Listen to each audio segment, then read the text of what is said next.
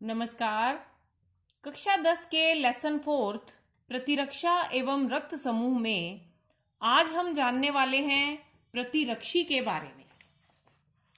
Plasma कोशिकाओं द्वारा निर्मित प्रतिरक्षी रासायनिक संगठन में प्रोटीन प्रकृति का होता है। सूक्ष्म स्तर पर देखें तो यह गामा ग्लोबुलिन प्रोटीन होता है।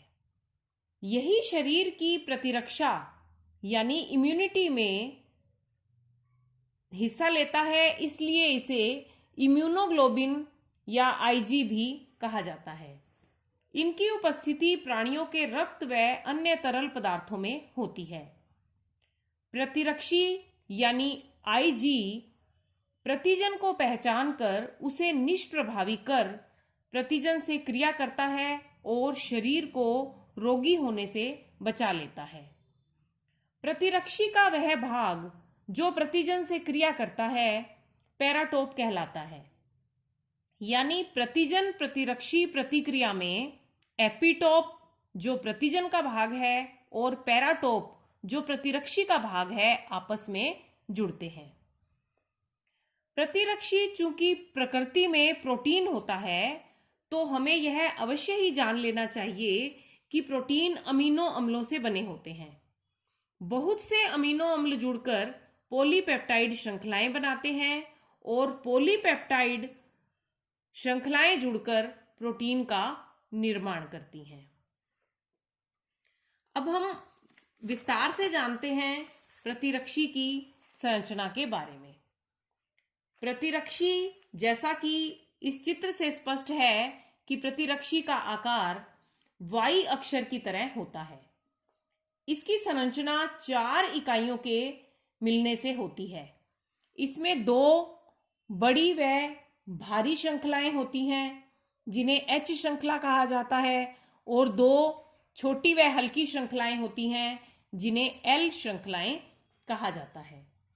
एक भारी और एक हल्की श्रृंखला को एच एल द्विलक कहते हैं और 2 द्विलक के मिलने से वाई के आकार का प्रतिरक्षी बनता है।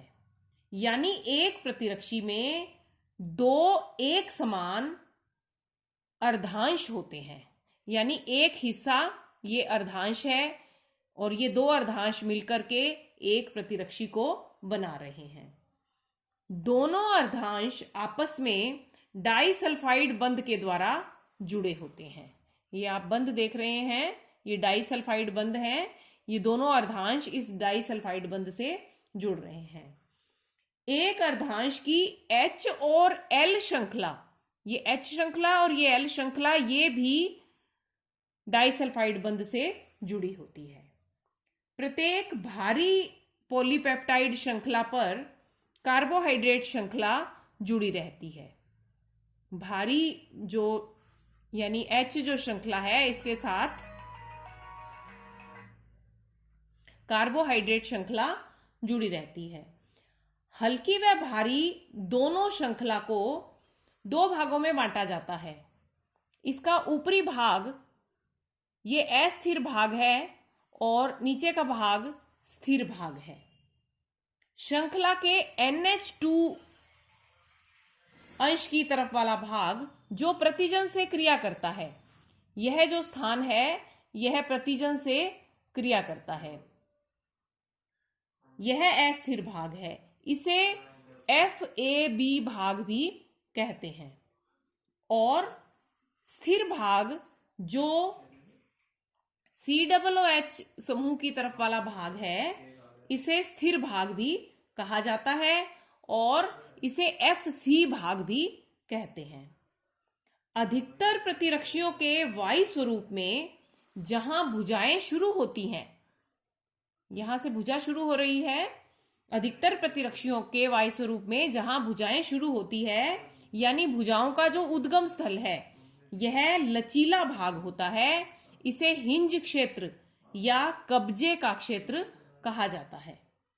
इसके लचीले होने के कारण प्रतिजन के छोटे या बड़े अणु, प्रतिजन जो यहां जुड़ेगा उसके छोटे या बड़े अणु इसमें आसानी से समाहित हो सकते हैं इस स्थल में, क्योंकि अगर ये स्थल लचीला होगा तो ये हिस्सा जो है इस तरफ भी जा सकता है और इस तरफ भी जा सकता है, तो प्रतिजन छोटा या बड़ा होगा वो इसमें फिट हो जाएगा।